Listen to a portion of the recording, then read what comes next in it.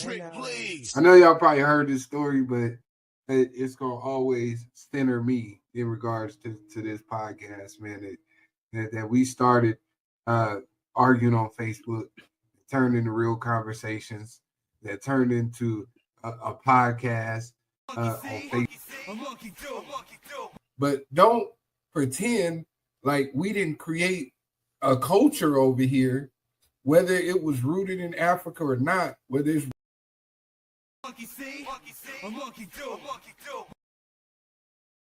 Trick, please. Trick, please. Why you trying to do everything that I do? Monkey. I'll show you how to flip it in the cheese. Trick, freeze. Trick, please.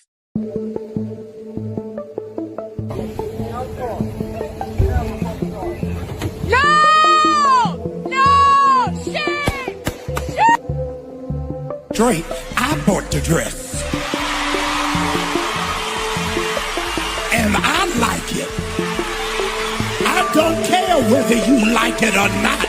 She ain't mad to y'all, she mad to me. He makes me want to be better because he loves me. Late last night and early today, at my direction, the United States Armed Forces conducted an extraordinary military operation in the capital of Venezuela, in the heart of Caracas, to bring outlaw dictator Nicolas Maduro to justice.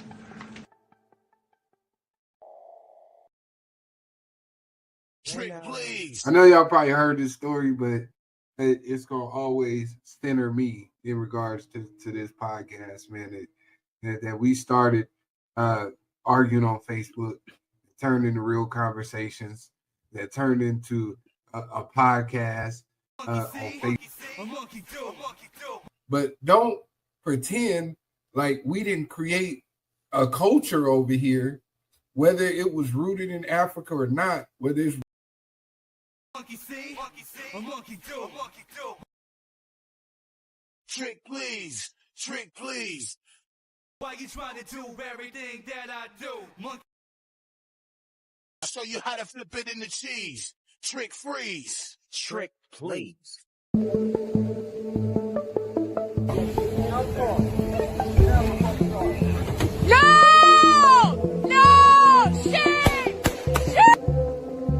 Drake, I bought the dress. And I like it. I don't care whether you like it or not. She ain't mad to y'all, she mad to me.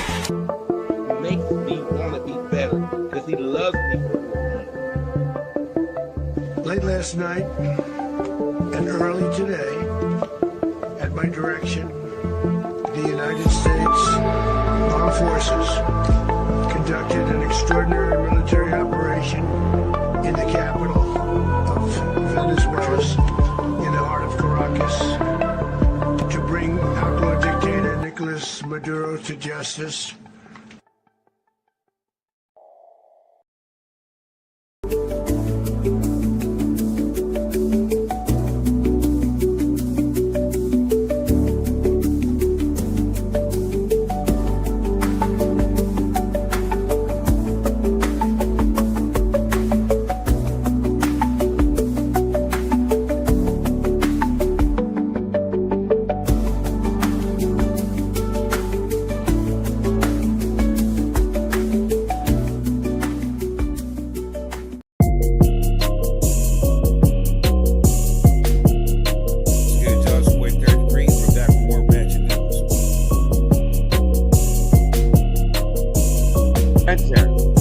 Might be the dumbest man in America.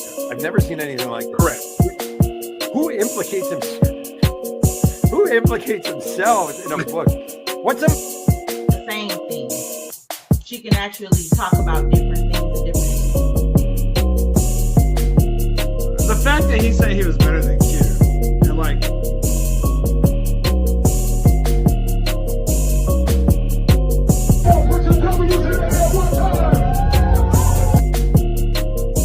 Decide on whether or not you're gonna have kids. You probably just We don't want kids. make her. So, you know what I'm saying? Well, adopt. So when I couldn't have a relationship with my biological father. God brought other men in my life to follow. And I am racist, and I'll say that to the whole entire world. Remember me? Take a picture. Let's do it. Like, come on, man. Because there's so much about this moment that is trying to make people feel like they've lost their minds. When in fact, they don't know what this is. Yeah.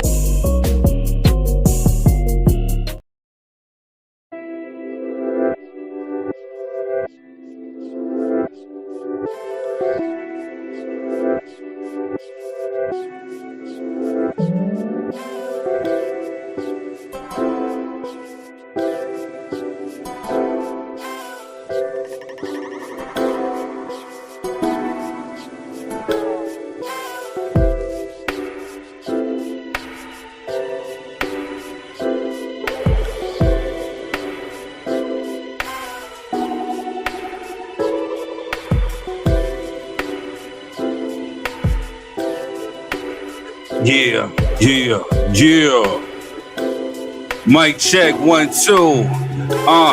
Yeah. It's the infamous Mr. Third Degree. I know you see me, literally, you despise me, but my middle finger's still rising. Right now, I'm still on the up, finding you're surprising. You don't want to see me climb that ladder of success, so you want to sit there and get stressed. But I digress from the point. Like I said, right now we just keep it on point. But it's literally that boy 3-yard degree coming straight out of SB. Why do you wanna hate me? It don't make me no never mind. I gotta tell you right now, man, it's all mine. 2006, you can go and suck on the fat. You already know I stay on the ill tip with the step I spit. You know that I'm legit, and yes, I will never quit. Kinda like Hammer, better correct the grammar. I got the words that make the whole world stand up. And I'm just live, and I'm just kicking it right now. You see, whole 3rd degrees on the brow, that ignorant child. I don't really want to go there, but I will not fight fair, but I don't care. Lyrical nightmare, kinda like Freddy Krueger. That's how I do ya. You better get up on your knees and scream hallelujah. 3rd degrees out here making maneuvers in the world full of snakes. And you can see right now that I will never pump my brakes. You're looking like me, but I create. And I'm just here, ready to designate and take over the world. You really don't know. 3rd degree will make you Earl. Right now, I got the stuff to make your girl's toes curl. Oh my gosh, you wanna go and apply, but right now you seeing Rob. Right now you seeing Quez, he's standing on business. You see, 3rd degree, we don't need no witness. Let me begin this. Enter into a no year. It's the year of the snake, and we don't mess with them fakes. We about to go and take it to another level.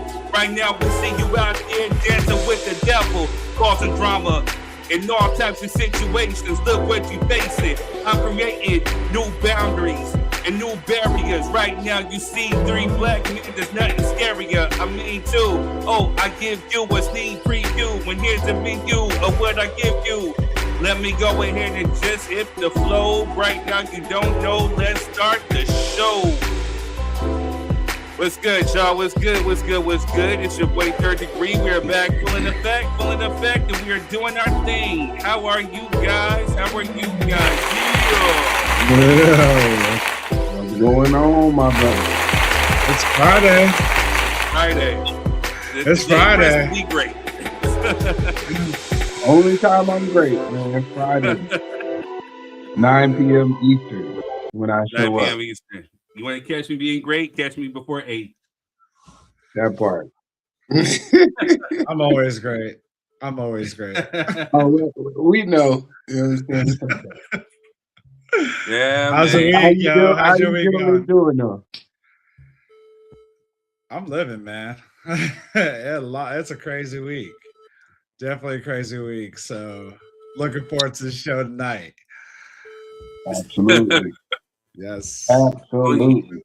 Hey, if you guys are tuned in, make sure you guys hit the like and the share button. Please share. This is a platform where everybody can drop their thoughts, views, and opinions, and you can engage. If you come on as a guest, you can also share this on with your destinations, meaning that You can share this on with your Facebook platform, your YouTube platform. You know what I'm saying? So we welcome everybody to come through, man. You know? Absolutely. Come through. Share your thoughts, views, and opinions, man. We got a live one tonight. I was about to say something, but I'm gonna be good. Go ahead, man. No. Don't. Come on, man. I'm saving it. Don't worry about it. When you gonna save it? I always look like the crazy one. You know what I'm saying? Like I look like the one that's always, you know what I mean? Whatever. You know what I'm saying? No, it's a point. We gonna get to it. Let's go. What's good, Scenario? How you feeling, my brother? Scenario, you in here, man? Hey, man. We need you back on. We need your presence, man. You're definitely a presence on here. We appreciate you. Please make sure that you're sharing. Pastor Braxton, if you're watching this, I'm actually live right now as we speak. I can't call you. I will call you back once I get a break. But yeah. Well, we got a live one tonight, y'all. We're going to talk about, there's a lot of stuff going on in the news, going on in the world. It's really, really crazy. And, we wouldn't be us if, let's set the record straight. Let me go ahead and let's lick off the first shot. This is where real culture meets real conversation. You know what I'm saying? All the other folks out there is imitating, hating, whatever you want to call it. You know what I'm saying? But this is where real conversation or real culture meets real conversation. We started it. You know what I'm saying? So, hey, man, you can't, I guess if you can't create, then you want to imitate. You know what I'm saying? And you want to try to duplicate. But if you did not originate, then it will not materialize. Dang. I know I just made up a word. You surely did. I was like, huh? Hey, listen, man. What's that old saying? Imitation is the biggest form of flattery, man. Please imitate me. Well, we got some backstories. Yeah, but that's all I'm saying. Please imitate me. Right. But I also want to say, when ain't nobody shooting at you, it's probably best not to let off the first shot. I'll just say that. You know what I mean? I left well enough alone, and I see the little subtle shots and all that little slick at the mouth shit, and I ain't done nothing to y'all. So get off where you mad at, man. You know what I mean? I don't respect it in the first place because everybody doing the subtle stuff. You know how to get in touch with me. I ain't ducked no smoke. I ain't ran from nobody. Never have, never will. So, at the end of the day, if you got something to say about me, you could always contact me. But I don't do subliminals. I don't do all that extra shit, man. Yeah, get it how you live. You know what I mean? I'm rooting for my haters because maybe y'all will find something to do outside of paying me any mind. But outside of that, please keep all comments regarding me out your mouth because I ain't said no ill will, no ill intent in y'all direction. You know what I'm saying? So keep that energy over there and deal with the demons and the devils that you fighting at your house or your mama house or your auntie house or wherever house you at. But over here, whatever house that ain't yours. Word. Yeah, I got some stuff to add on to that, but it's getting a little ratchet. It's getting a little dark. You know what I'm saying? But we'll just go ahead and just let the ratchet news play. We'll give y'all a quick little break. Be right back. Let's set it off. The King of Petty is releasing a new documentary on BMF, and this time it has Terry Flannery in there talking. Wonder if he's going to be, dropping some more tea on Big Meech, but we shall wait and see. January 16th. Tune in. Moving on. Diamond District jeweler arrested for assaulting Traxnex over a fraud dispute. Man, he was getting hot. We got video of that too, you know what I'm saying? But we'll play it another day. Moving on. Release Maduro. Venezuelan Vice President Delcy Rodriguez says the people will never be a colony or slaves to another nation. Oh, but this is because Trump says that he can control Venezuela. Wait. Let me back this up a little bit. Donald Trump attacked Venezuela and arrested its president, Maduro. And he says the U.S. will take over and will run Venezuela. He pretty much wants to control that oil. But this is a topic that we will talk about actually on the show tonight. All right, moving on. But with that being said, Trump becomes the first president to bomb 8 countries in 1 year. Crazy, right? Moving on. Netflix reportedly wants Warner Brothers films to stay in theaters for just 17 days if they acquire them. That's crazy, right? Moving on.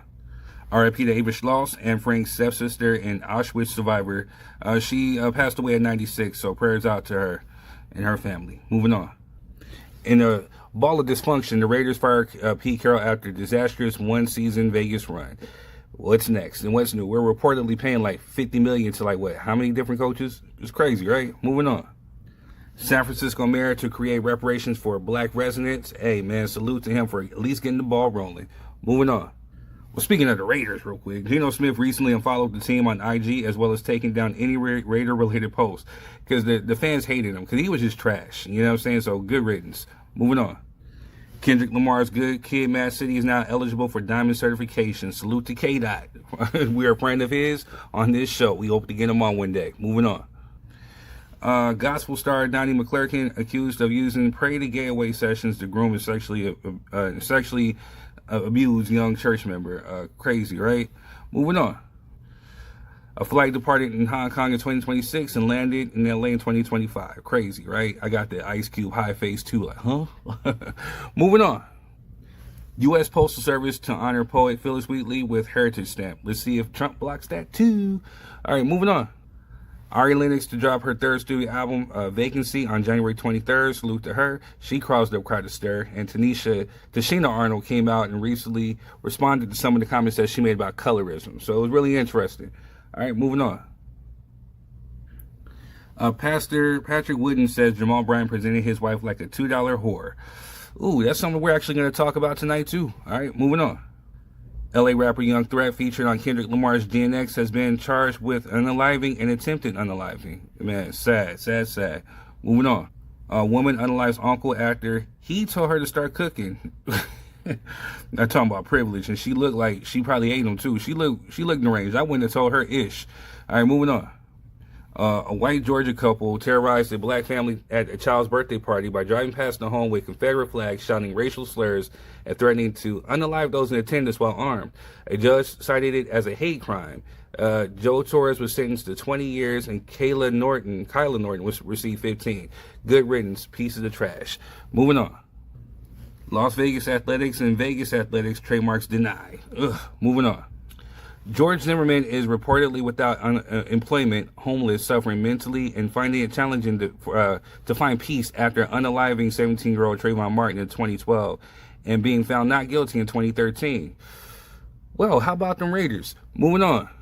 Sebastian Stan will reportedly play Harvey Dent in the new Batman Part 2. Can't wait to see it. Moving on. End of an era. Anthony Joshua officially retires from boxing, especially after that horrific, tragic incident that happened in Nigeria. So prayers out to him. Continue prayers and healing energy. Moving on. Aiden Ross calls the cops on Joe Budden and Glasses Malone, and they were getting at him for disrespecting Adochi. You know, so I stand with Glasses and Joe Budden on this one. All right, moving on. Diddy's staff is pissed they haven't been paid per TMZ.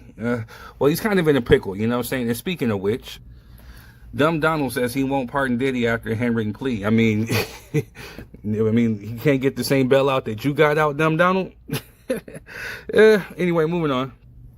Tupac Shakur's estate are accused of blocking millions in royalties to the family of Johnny J. I hope this gets worked out. I know the estate is ran by Tom Wally, but Johnny J was a cool friend of mine. We were really cool. And so I pray that his family gets what he's deserved. And basically they're trying to say that, you know, the old deal that he had doesn't include the streaming residuals that, you know, he's getting paid presently. So I hope they work that out, and I hope he gets paid because that was a good brother. R.I.P. to both Tupac and Johnny J. Moving on. Speaking of which, they're saying that they found Tupac in Cuba. They just won't let my man rest, man. Crazy. The internet's wild. Moving on. Christian Key says all the Queens men went left once Tyler Perry took control. What's up with all this Tyler Perry? Man, moving on. Nick Rayner's lawyer, Alan Jackson, withdraws from case. I don't blame him. Moving on. After 58 years of educating generations, PBS has shut down. Sad, sad, sad. I wonder what this is going to mean for Finding Your Roots. I love that show, man. Moving on.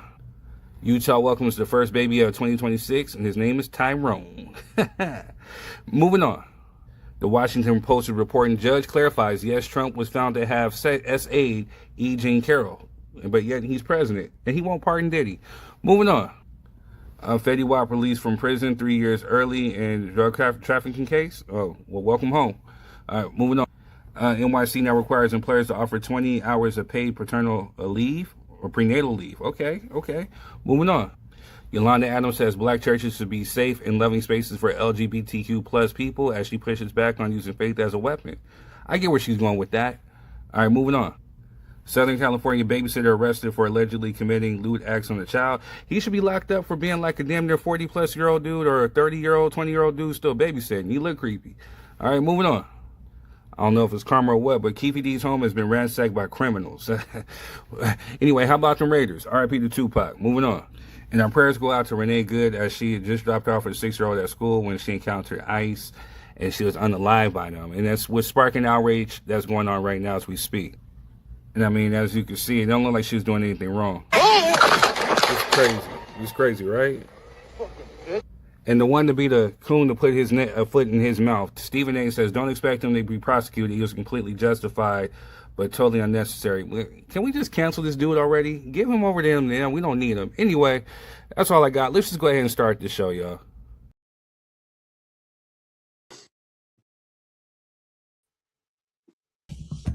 All right, we are back. We're back. Hey, Rick B, I see you. You know who that is, Quiz? Who is that? Rick.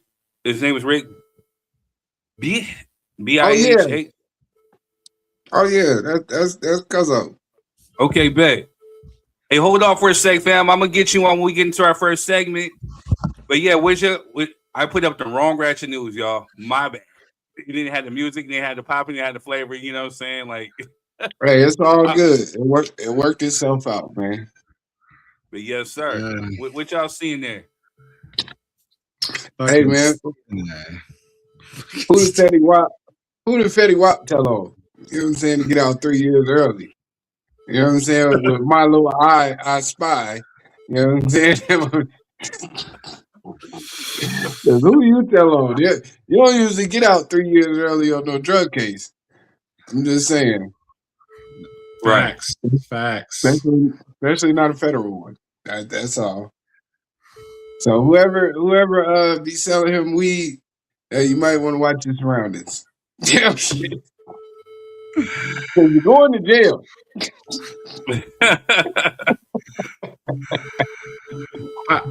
How are you gonna pray the gay away to sexually assault someone?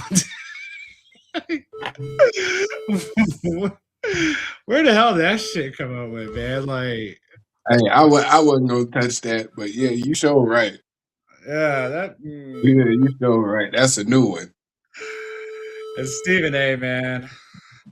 I'd be wanting to give that guy so many chances and be like, he's not bad. Brother's good.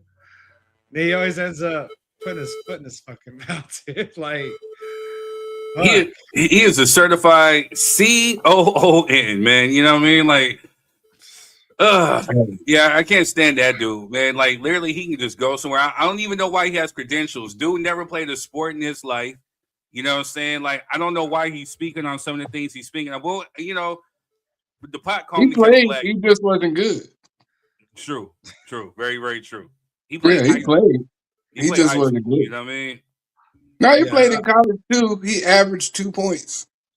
I've seen a lot of political stuff he talks about. Then I see him backtrack crazy on it, and then I see him try to play the neutral party. And I feel like he's just following the money, man. Tell you the truth, he just very true. Hey, what was that from? While we were speaking about PBS, what was that from Sesame Street? Bert and Ernie. I don't know which one he is, but he one of them. You know what I'm saying? That haircut, boy. If you don't let it go, sir. Right. That's I don't even want to fight Stephen A. Smith. I just want to run up on him with some clippers. Hey, yo, Rick, I see you, man. Just kick back for a minute. We'll bring you on when we start running into our topics. You know what I'm saying? But I appreciate you for coming through.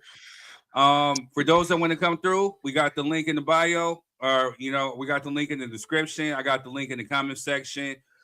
Just know that if you're coming on, just make sure if you're using your phone, make sure you use headphones because they will help with the feedback into the show. Just know that if you're using your phone, it works as a microphone, so it picks up on everything. So just make sure you're in a nice, quiet spot. You got your Wi-Fi popping. There's no noises. There's no music or TVs playing in the background because if it bleeds into the show, then yeah, we're definitely gonna get hit with a copyright strike. And we're gonna kick you off. Also, too, we want to make sure that that we're respecting our fellow panel members. For those that want to speak or that got something to say, Consuelo, I see you. We want to make sure that that people are given a chance to be heard. Regardless whatever people are doing, this is the show. We're the voice of the unheard. We're the platform from the unheard. So for people who are everyday people, the 9-to-5ers, the single moms, the fathers out there working, the people who are actually putting in work, this is the voice where you can actually come. This is a platform where you can come and let your voice be heard for the world. However you're feeling, because sometimes I think the best therapeutic thing is for people just to talk.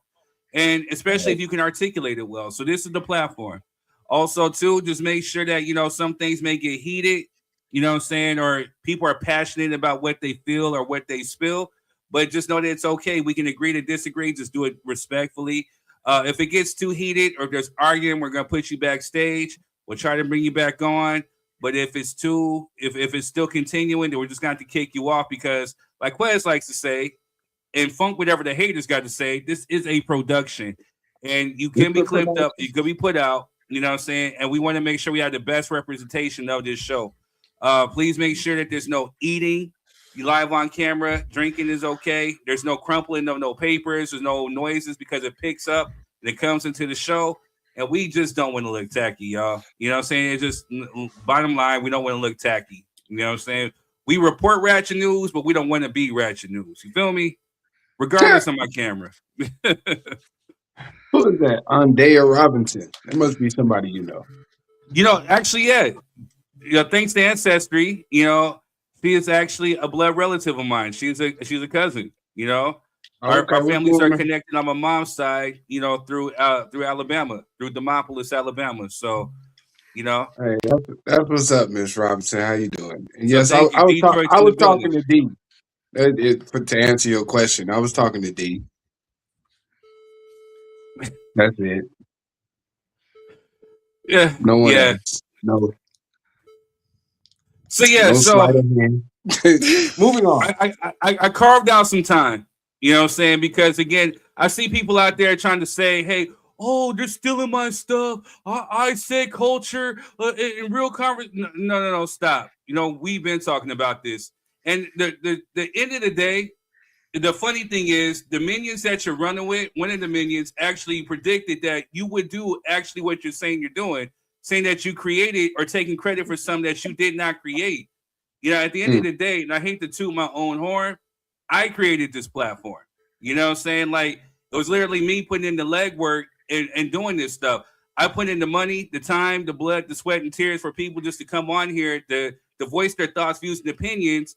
And for certain co-hosts to sit back, look cute, and just to be here. And hopefully at the end of the day, it was essentially for you to help build your brand, whatever it is, whatever business, it was meant to help network and market with each other. So whatever you had going on, whatever special talent that you had going on, it was giving you a new audience. And essentially it worked because the people who are on my network of people started becoming your friends and wanting to do business with you. And the little circle that you got, some of the circle that you got was based off of me. So at the end of the day, I invited people onto this platform to be a part of it because I saw that people had personalities, people had opinions. I meticulously, purposely picked people who had personality and put them in this pot of gumbo, stirred it up, and I presented it as Drop Your 3 Cents. We have What'd representation. you do? What'd you do? Meticulously? Hey, man. That boy can read. Sorry, go ahead. She was like, he got the name 3 cent from me. Yeah. He did come on that. Yeah, no. Like I said, man, it started. It definitely was thing that started, during the pandemic. It's a thing because at the end of the day, I'm an entertainer. I've been on stages from here to Florida, from Florida to Mexico. Truth be told, my music has traveled all around the world, and I've just sat on my couch. You know what I'm saying? So at the end of the day, I wanted to do something to help with my friends. We again, like Quez said, this started as a platform where we were literally, and I want to correct them, we weren't just arguing. When I accidentally shared our messenger conversation, we were talking about generational wealth, the void of Black fathers in households, different stuff that plagues us as Black men in the community. And there was a woman who actually was in one of the comments. She said, "Wow, I never heard Black men talk like this before. This is really new and intriguing." And different people in my inbox saying, "Hey, you should start a podcast." So I'm like, hey, why not take people's different perspectives? At first, it was just going to be me and my perspective, but I'm like, I don't even want to hear myself talk for 30 minutes, an hour. So I wanted to include my friends, especially people with different perspectives. But like Quez being the person that he is, when I said, hey, I want to start something, he was supportive and he said, let's go. And he had my back from day one. Another person that had my back, we ain't gonna give him no shine because he's a turncoat and a bitch, in my opinion. But at the end of the day, I don't respect men who do bitch shit. If you got something to say, say it. Say with your nuts, nigga. But at the end of the day, it's one of those things where you guys know me. Why are you guys acting shocked? But I respect the real. I despise the fake. And those who are here with me, I appreciate y'all. Those who are rocking with me, I appreciate y'all. And and that just is what it is. But don't try to lay claim for something that you did not create. I invited you to this shit. So, and to clear the air, I never wanted to do this shit. You know what I'm saying? Can I just be honest about that? I never wanted to do this shit. You know what I mean? Oh man, we lost him. He's saying some real stuff. The FDA came in to regulate you hear me? I can hear you now, man. Yeah, no, I never wanted to do this. I never wanted to be on no podcast. I didn't want to be facing no shit. My partner said he had a vision, and I ran with it, and I stayed running with it. And I'm not gonna quit till he quit. It's that simple.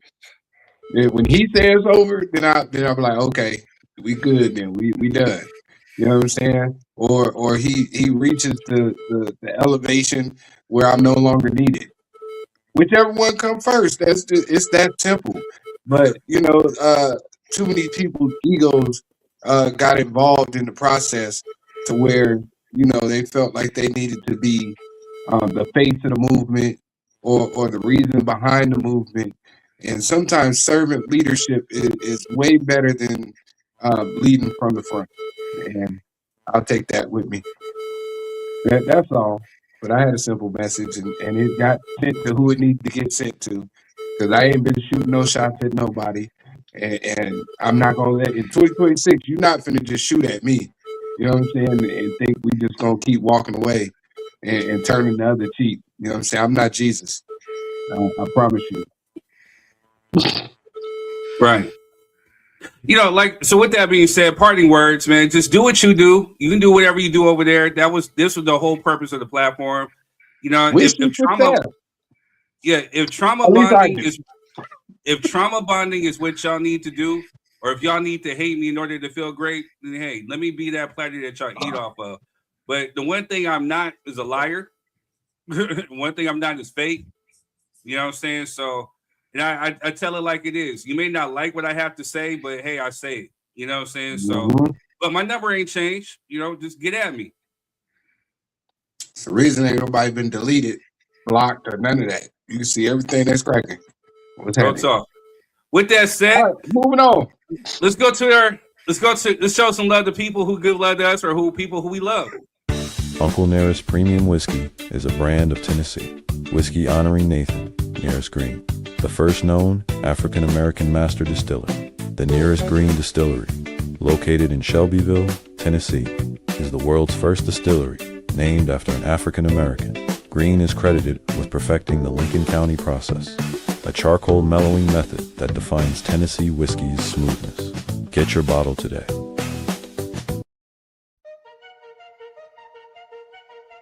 This soul food spot is a hidden gem in San Bernardino. With $10, you get a full plate and they do not hold back. It's a family-ran spot and they make you feel right at home with the crispy fried chicken that's juicy, mac and cheese and collard greens that slap, and their crispy fried fish. When you pair it with the yams and the potato salad, it's game over. Top it with the dessert, all homemade. The food hits, the prices are beyond fair, and the hospitality is great. All at Melba's Soul Food Kitchen in San Bernardino.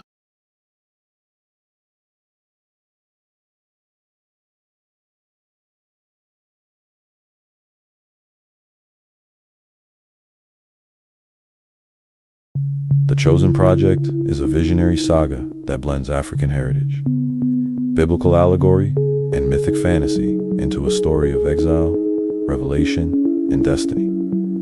Through Enoch's journey, the series explores the battle between seen and unseen forces, inviting readers into a spiritual odyssey both timeless and urgently modern. Available on Amazon.com and Kindle Unlimited. Check out The Chosen Project by A.J. Moore.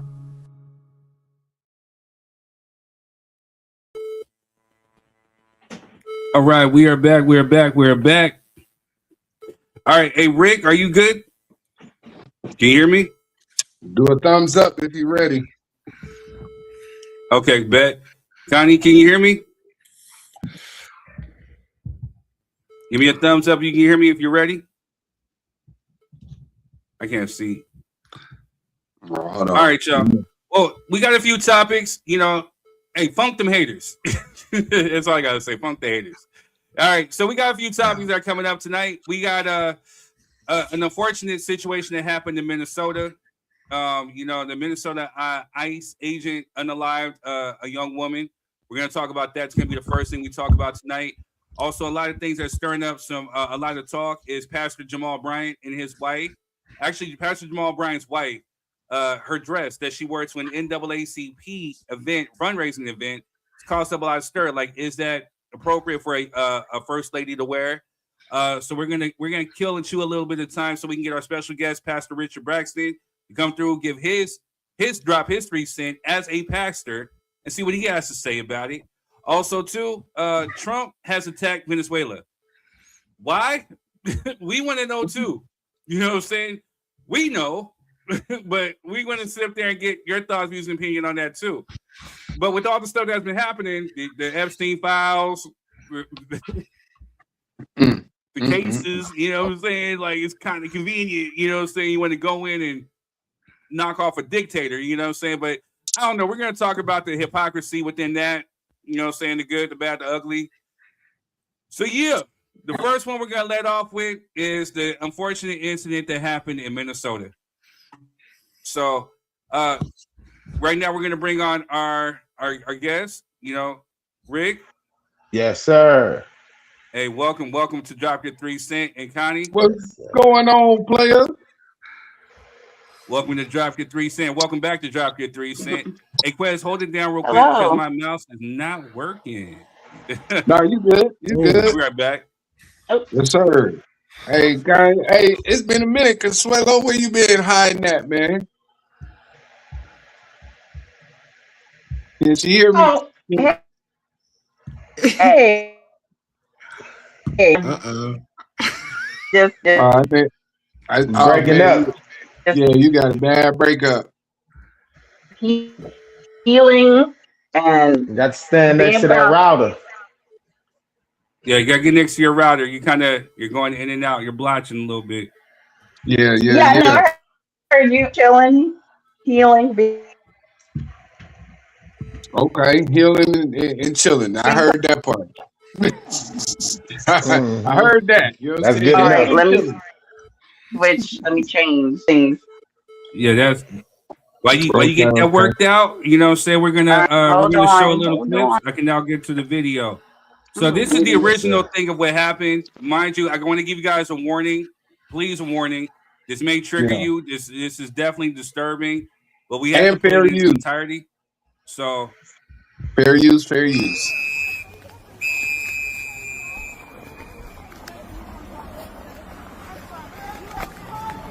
Get the fuck out of our neighborhood.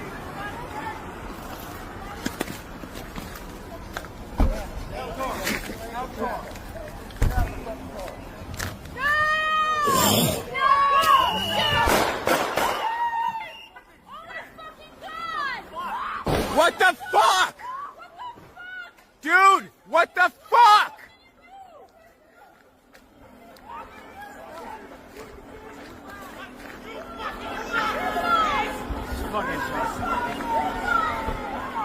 Dude, you did a murder for what?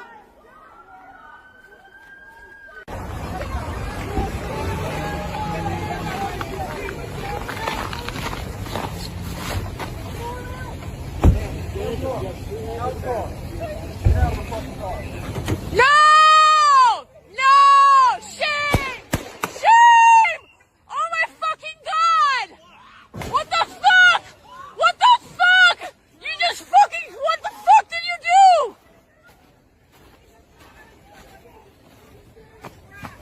You are fucking criminals! You're fucking criminals! What the fuck? What the fuck? What the actual fuck? You are fucking insane!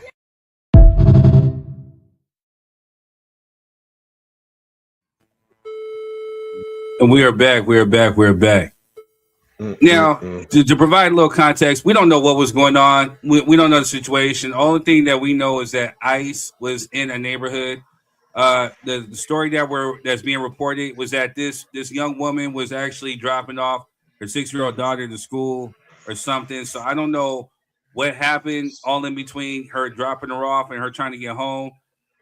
We've seen different videos. Well, first off, when I asked the panel, what are your thoughts, views, and opinions on what you guys just seen? Sad. Quez, you go ahead, cuz it's sad though. Oh no, hands up, don't shoot. I'm not saying nothing. It's sad. It's very sad. And the thing of it is, depending on where she actually got shot at and what shot actually killed her. She fired 3 shots. What shot actually killed her is gonna be the determination, the determiner. He's gonna tell if he was on the side of that car, because they're not supposed to fire their firearms when they're on the side of that car. He can fire when he's in front of it, but he can't fire it on the side. And I believe she got hit right here in the head, right in the side of the head. So it's gonna be sticky. And now they got the state not involved in the investigation. They kicked them out. So now it's just the FBI investigating. So now it's gonna be real sticky. Right. Jess, what are your thoughts on what you just seen? I know you've been out all day. So what are your thoughts?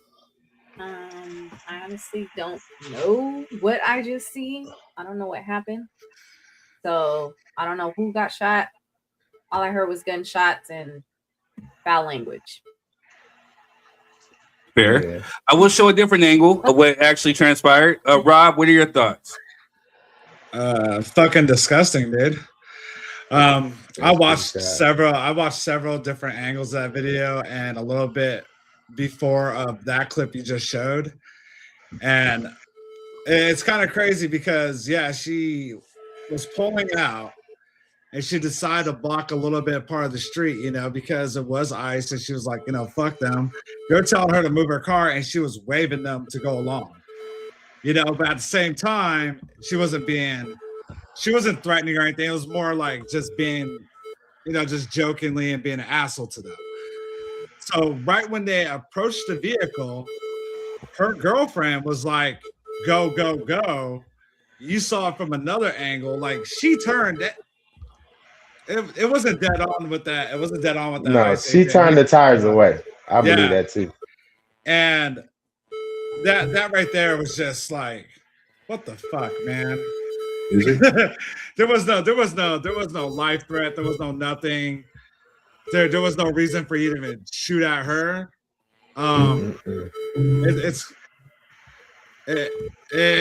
Regardless of nationality, bro, it's just fucking disgusting behavior, dude. And I don't know. I want to get into a little later about that, but I'm waiting to see if there is going to be an uprising on it. How many more of these do you need to see for the people to actually do something about it? I looked at the other videos that got posted on so many other threads. The one I was just describing that got sent to Fox News, and they posted it, and the comments below were just fucking gross. Like people justifying it, people justifying that shooting. There's no way you could justify that. It's illegal. There's no way. It's illegal. There's none. But I was hoping to see some backlash, right, or seeing where the people stand at. And I hate to say it, man, but I even said it. I was like, I don't think they're gonna do nothing about it. I don't think they're gonna stand up on it. And I'm reading like hundreds and thousands of comments, and they're justifying ICE. Like, oh, you tried to kill him, you tried to run him over, you run him over. Just that narrative. You're trying to run him over. And regardless how much visuals you have, how much clearance you got on that video, you still are acting like your president told you it was. Like, your eyes don't lie, man. Your eyes don't lie. You can't fix stupid, man. You know, right. You can't fix stupid, and it's really frustrating seeing that. It's frustrating seeing how the people react to that, and just how ignorant, like, our big part of our country is. As regardless if it's right, all a reason for them to master fucking racism, dude. That's all that is. Because it's stupid. All right, y'all ready for my 3 cents? Yes, sir. I mean, okay, so to put it in perspective, this isn't nothing new. You know what I'm saying? This is something that we've talked about time and time and time again. And to kind of piggyback off what Rob was saying, it's kind of sick, you know, that we see people saying like, hey, all she gotta do is comply. And you know, we have people on this very show say that same dumbass shit. Excuse me for cursing, you know what I'm saying? But and even that person who said it, you know, wound up having an issue with the police when they complied, apparently, allegedly, and it didn't work out in their favor. So when somebody is trigger happy, or if they feeling insecure, or if they despise you or whatever, it's the fact that we got people with guns and they're given the authority to protect their lives and by any cost. It's crazy to me. It's crazy work, because at the end of the day, people are trigger happy. Some of these people are trigger happy. Yep. You know what I'm saying? There's a lot of stuff that. I'm sorry. Go ahead. No, I was just wanting to ask you one question. So, if you think she would have got out of that car when that man was pulling on that door, telling her to get out that car, do you think any of this would have happened? Who knows? Who knows? Honestly, who knows? I mean, because again, as she would have got out, as you can see, what if he felt like her life was his life was in danger? Yeah. What if, you know, she was reaching for, and you know, and the but that's complying. My thing is that's complying. That would have got her, probably saved her life. Complying just at the moment. Sometimes you got to give some to take some. Well, here's the thing, though. So to her discredit, you know what I'm saying? Like, she got excited, she got in her car, she took off, whatever happened, it was the entitlement, it was the privilege. She wasn't prepared for what possibly would have ensued. No, yes, sir, you're right. So those who are familiar with this, we know, like, hey, you can't sit up there, you can't drive, you can't make no sudden action, you can't reach for your wallet. You gotta let them know, hey, I'm getting my license and my registration. You gotta keep your hands in clear view. But to the credit, people have done that before, and it's still not working. Still got killed. Still got killed. So just to what you're saying, who knows? She could have got out, put her hands up, complied, maybe turned around. Oh, and he felt like boom. But it's that whole thing that we talked about here on this show. and I will stand by it. We need to end qualified immunity because now it was justified. Then you have your president, the orange guy, saying that, oh, well, the ICE agent was run over. He's in the hospital. He's in, he's hurt and all this other stuff. Where in that? You know what I'm saying? Like, yeah, he amped it up.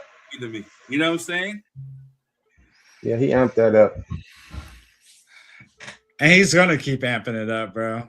And that's the thing. He doesn't give a people didn't realize he just doesn't give a fuck what you think. Yeah. You know. So answer me this. Who's wrong in this situation? Answer me that. Who's wrong? Is ICE the officers wrong or is she wrong? Who's wrong? ICE is wrong. I'm gonna say both things can be true. Both things can be true. So with that being said, well, real quick, because I gotta play the other clip. So there was a narrative that's been put out. Who knows what's the truth? But now there's a new angle of that actual incident. So I want you guys to actually watch this, then come back, and then we can talk about it a little bit more.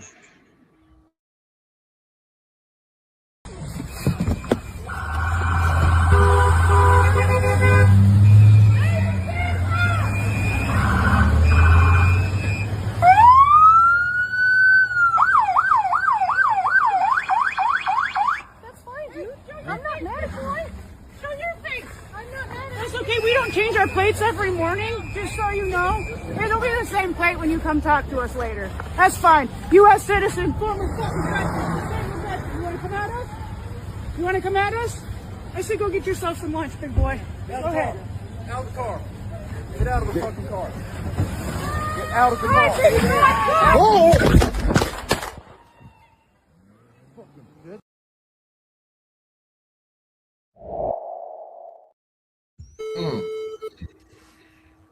That's what I'm talking about. Can I give my conjecture now? Yes, sir. Let's see it. Little Timmy Turner got her shot. That's what got her shot. You know what I'm saying? Her girlfriend got her shot. Her wife. Oh, her wife. Yeah, her wife got her shot. Oh, that was who was outside of the car. Yeah. Yeah. Okay. She got her shot. Why would you say that? How did she get her shot? Well, because if you watch the video, she was the one bucking. You know what I'm saying? She was bucking, yeah. She was the one with all the tough talk. And then she the one who told her to drive off. Oh, really? I didn't hear that part. Yeah, she said drive. You know what I'm saying? She said that when she was trying to get back in the car. She's the one who got her. You know what I mean? If we're gonna take accountability outside of the officer themselves, because you know, to me the officer was dead wrong. You know what I'm saying? Yeah. The officer was dead wrong. But it goes back to what Thurb was saying, having the privilege to be ignorant to those type of interactions, to not understand the fact that your life could end that suddenly by simple actions. You know, people in that community are used to bucking up. They used to being able to talk shit to the police. We haven't had that privilege. That's why it looks so crazy to me as a black man, because it was like, man, if it was me, as soon as before I went forward, when I put it in reverse, they would have shot me. They would have said, man, I was going to kill the curb or something. You know what I'm saying? They feared for their life or the people around me or whatever. You know what I mean? But it's also eye-opening to the fact that me as a black man and people that preceded me have been speaking about these type of incidents, right? And they've fallen on deaf ears. And now that it's matriculated over into another community, and all of a sudden we have to do something. But I can't be remiss without thinking about the black men and women who died under these same circumstances and everybody ignored because it didn't hit your community. Yeah. So, I'm not. Go ahead. No, you go ahead, brother. No, I was gonna say I don't think that anything is. I think the end result of this, nothing's gonna change. I think that's why the feds most definitely shut the state out of the argument. They don't even want them to have a basketball in the game. So they shut them down real quick. So I think in the end result, they're going to cover this up. It's going to be something that's going to be on the news that just was on the news, and it's going to be over in a couple of months. We're going to be hearing about, like somebody said, Trump bombing Venezuela now. So, you know, it's going to be on to the next thing. They're going to cover it up because he was in the wrong. And that's why they're going to cover it up. If he was right, they would say, oh, yeah, she would have dug into him and turned them tires to the left. That would have been fair game, you know, but she turned them tires trying to get away, and he got off a shot of the side window of that car. He had to hit her in the head from the side. So they're going to cover it up. He's guilty. They're going to cover it up, though. He's going to get off. Like the vice president Vance is already making his little press conferences, talking crazy, talking about what it is, you know, she's a terrorist. This lady ain't no terrorist, man. Come on now, Vance. You got to do better. And the lady kept trying to ask him the question, what do you have words for the American people to, you know, make us feel safer, to move forward, to look forward? He said, all I have for you is don't hit ICE. You know, he went right back to it. He didn't say nothing that was trying to help the emotional being of the well-being of the American people, man. So, you know, they're going to cover it up, man. They got Trump in office. They're going to cover it. And it's going to be old news. The crazy thing is they got policies posted on their government site that, I mean, even in a situation like that, they should not have fired. Even if the car is coming at you, you're not supposed to, and if you can move out of the way, you're not supposed to fire your pistol. There's a lot of training they have, and believe it or not, this is going to sound stupid, but believe it or not, they are supposed to show major restraint before drawing that weapon. Major restraint. Like, even if the guy is like point blank spitting in your face, blah, blah, blah, that's way more of a threat than that. You are not supposed to draw that weapon. We wouldn't know. I think under this current administration that doesn't apply, because he's giving them the green light to do whatever they want to do, and watch he gonna prove it. My point is, you know I strongly felt like that guy walked up ready to pull the trigger. He was looking for a reason to shoot. He was looking for a reason. Trump told him they could do it. Trump said, y'all can go out there and do this. Right. Yeah. I wanted to add to both what both y'all are saying. You know what I'm saying? Especially you, Rick. You know what I'm saying? I'm glad to have you on here, and thank you for contributing. You're a depositor. You deposited your 3 cents, and you deposited well. You articulated well. You know, you definitely resonate here. Yes, sir. Thank you. You as well. You family. Hey, man, that's family. He always welcome here. You know what I'm saying? That's my family. Right. Yeah. That's my kid. But I'm gonna say it like this. I'm gonna piggyback.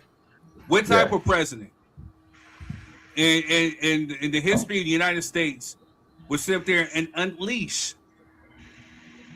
an organization, a force, a task, a hate group on the American citizens? You know what I'm saying? Like, you're supposed to be here for the American people. You know what I'm saying? How are you here for the American people if you're taking out the American people? Black, white, Hispanic, Asian, whoever is here. Color don't matter, It don't matter. You know what I'm saying? But, you know, to my brother Questions, I'm about to well, I was getting ready to give you some, I was about to give you some props. Go ahead and finish. I'm gonna let you finish. Go ahead. I know what he meant. No, I'm getting. He know me. I be on my Malcolm X shit. But go ahead. You know what? Go ahead. Get on brother Malcolm real quick. Real quick. There's somebody trying to get in here. The old sider. You know, I forgot. Have your camera on. I have your camera on. We don't know who you are. You know what I'm saying? We gotta see who you are. I know who that is. Right. It's only fair. You know what I'm saying? But listen. But before you finish that soliloquy that you was going into about what type of president, you know what I'm saying? I must interject and remind you that the type of president that made this president possible was Obama. Ooh. Yeah. Excuse me. Run that by me again. Yeah, he's talking about the white lash. Wait. Elaborate further, my brother. Yeah, so the type of president that made this president possible was Obama during the Trayvon Martins and the Freddie Grays and he decided to have Blue Lives Matter laws go into documentation before we had any type of legislation to protect the citizens. Obama signed those qualified immunity precedents in the law. He did that to where Trump could abuse them. But first and foremost, the first quote unquote black president signed that stuff into law while we were being murdered and assassinated in the streets. When he said Trayvon looks like he could be my son, he still chose the side of the police and Blue Lives Matter and the Blue Line Law. That was him. Yeah, Obama did that. But wasn't that the bill that also had the body cams on it as well? Exactly. Well, that's because we did fight for that, but the beginning of qualifying, he made it happen. Started with him. That's all I'm saying. We got to give credit where credit is due. Yeah, that is a blemish. Causation matters. I think different time, different lane. We in a different time, a different lane. I don't know. I agree that happened. Yeah, but it's a different time. Hey, your cousin is kind of on the right path with that. I get where he's going with it, and then you know the cold part about it though. Here's what I'm gonna throw it in his face because he don't like her for whatever reason. Kamala Harris was actually trying to end qualified immunity. But folks didn't want to vote for her though because this and that, whatever it was. But she was telling folks, hey, Project 2025 is real, and this is real in qualified immunity. But another person who was trying to do that too was Bernie. Bernie was trying to end Sanders. That also. Yeah. He was the originator of that. We're talking about originator. He was the originator of the bill. Well, again, you can't break that conversation at Black Americans because the men voted at 80% and the women voted above 90%. So the people you should have to do it is the Hispanics, the Caucasians, and the LGBT community outside of the Black community who felt like Kamala wasn't good enough. I wasn't going to vote for her either way because I don't vote for presidents. You know what I'm saying? I just pay attention to policies and conversation and words matter to me. So I'm always non-biased when it comes to right. So what I thought that you were going to get at, and I'm talking to America right now. You know what I'm saying? I'm talking to the American citizens. Yeah, Americans. Patriotic Americans. The patriots. You know what I'm saying? Yeah. Donald Trump is the product of what hate had created. This is what hate had produced. Because what I thought where Quez was going with it was the fact that, hey, you had Obama, like Quez would say, the first quote-unquote black African-American, technically the real African and an American president of the United States. You know what I'm saying? We started lifting up that rug of America and start seeing where the racism, the prejudice, the hate was swept under, where people were living in this facade thinking that, hey, it didn't exist, or it's no more, or we erased it, we're all kumbaya. No. He lifted up that carpet and we've seen it, you know what I'm saying? Because they start calling him and his family monkeys, or they would start displaying him being hung by a noose or burning his likeness and images within dolls. You know what I mean? So because of that, you know what I'm saying, the Americans who despise the people of that particular hue, you know, saying decided to come out and vote for Droz, and they found somebody who was speaking in the same verbiage as them. They were speaking in the same hate climate as them, and they elected this man as president. And so, furthermore, you know, fast forward, you know, he had his terms, he got voted out, then he ran again against Kamala. The same hate, the hate, whether it's because she's black, whether she's an Asian American, whether she's a woman, whatever it was, whatever that hate made people not go out to the polls to go vote for this woman. And now you place this man in office again. And we have people who are using these very platforms telling you not to vote for this dude. It's not a matter of Democrat or Republican. It's a matter of right versus wrong. You're basically, essentially putting in a man who is nothing but hate, pure evilness. And now he is the essential head figure of the United States of America, and he's making these calls. He's sicking these ICE agents into these neighborhoods. You know, he's attacking people. You don't know whether they're undocumented or whether they're documented or not. You know what I'm saying? But you're giving them the license to essentially unalive people who are innocent. And it's crazy. It's looking essentially equivalent to almost like Nazi Germany.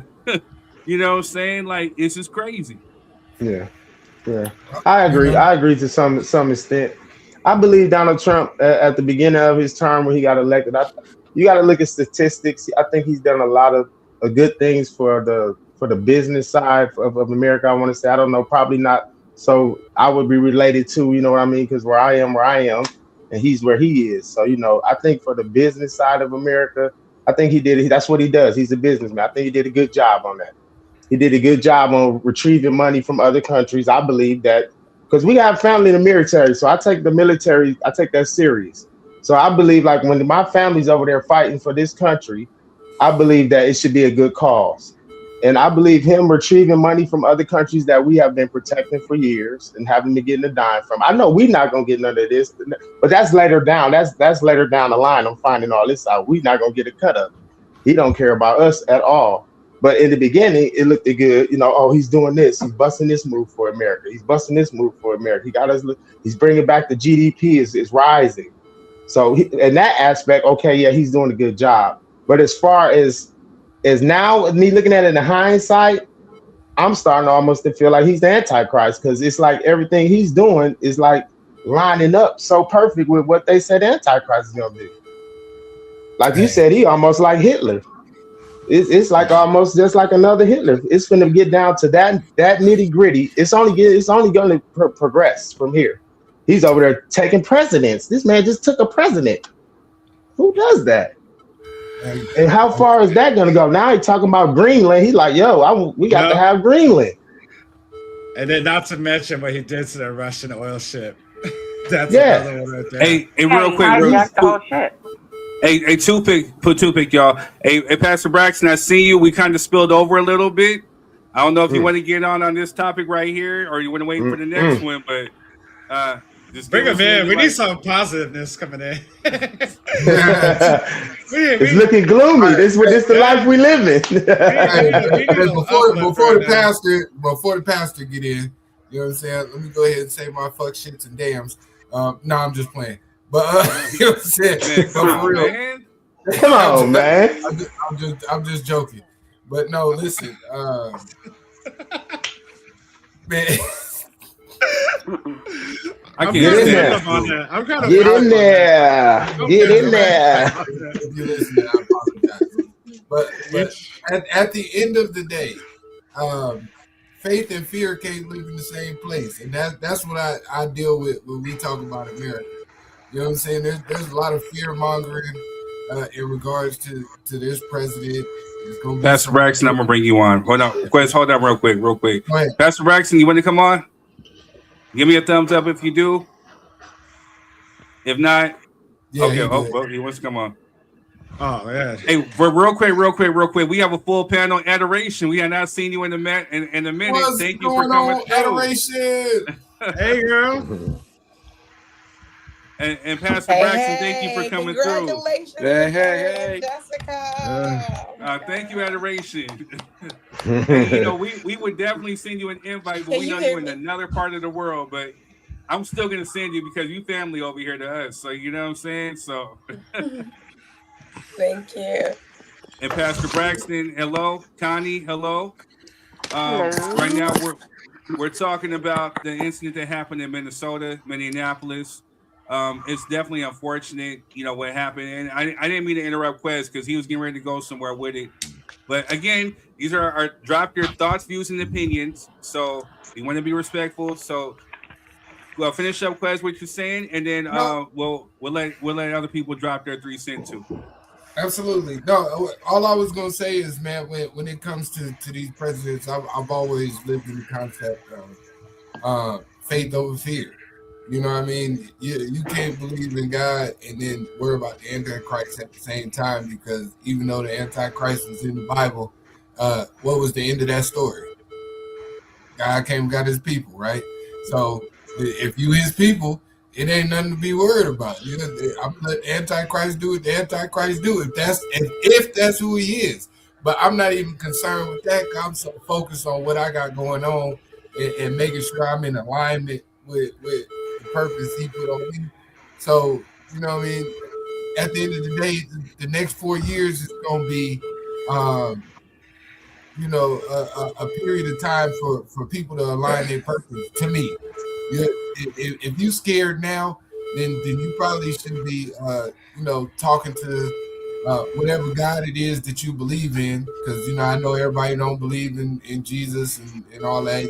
Allahs, your Krishnas, your Buddhas, whatever. You should probably be talking to that person and figuring out what you're gonna do in your purpose, because focusing on the big Cheeto in office right now every day ain't doing nothing for you as an individual. Right. He's gonna do what he can do regardless. You know what I'm saying? Whether you like it or not. Like you said, he just went over and snatched the whole president from another country and said, "Well, I'm gonna run this now," and he barely running this, but he gonna run Man. two. We gonna see how that work out. But all in all, through it all, you know what I'm saying? I'm gonna walk in my faith, and I'm not gonna worry about the fear factors that come into play into that. That's why I don't play the president's game. Yeah, no doubt. Yeah, but you also, not to cut you off, cousin, but it also say you got to be aware of the signs of the time. So that means you have to pay, even though you don't care about it, you still have to be aware, what's going on around you, so you can see those signs that they put imprinted in your brain, whoever you believe in or anybody else, the signs that they imprint in your brain to let you know, hey, something ain't right. It might be getting close to me. So pay attention. Right. Can I just ask something real quick about this whole? They said we kidnapped the president of Venezuela. The people are happy. They say the people are happy about that. Well, if you guys are so we don't know what Venezuela feels. Wait, Connie, let him finish real quick. I just want to say, if the people are so happy, please return the favor. Come kidnap us. That's all I'm saying. Return the favor, bro. I see what you did there. I see what you did. Yeah. Hey, hold on real quick. Please real quick. Pastor Braxton, Connie, Adoration, do you guys got anything to add to the situation? Do you guys know? Are you guys aware of what's happening? Oh yeah, I've watched the news. I saw it in real time because I'm retired now, so I can watch TV like that. So I saw when they came on the news when, hey, I almost died getting it. When they first shot her, and then of course them kidnapping the Venezuelan leader, which is absurd because he just pardoned the drug dealing leader of Honduras, but he says he's capturing Maduro because he's sending drugs into this country, which isn't where he's sending his drugs. But it's just it's an international crime. He's trying to get us into some type of war, so that not necessarily him, but so that his current party can stay in the White House past this term, which would be 2028. There's some real shady business going on, like bad, and I think it's more dire than people think, and it's going to take more response than people are maybe willing to do. But you're going to have to do something because people have kids. I don't have kids, so I can fall out right now, and I'm straight. My cats will eat me till the smell hits the street, and they come and get me.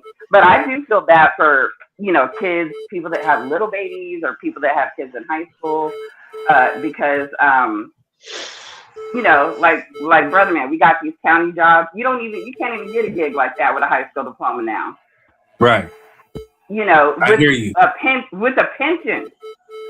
Right. And some security. So I don't know, like gig working 3 jobs. I don't know, OnlyFans. I don't know what folks are going to do, or their children are going to do. I hear you on that. Hold on real quick.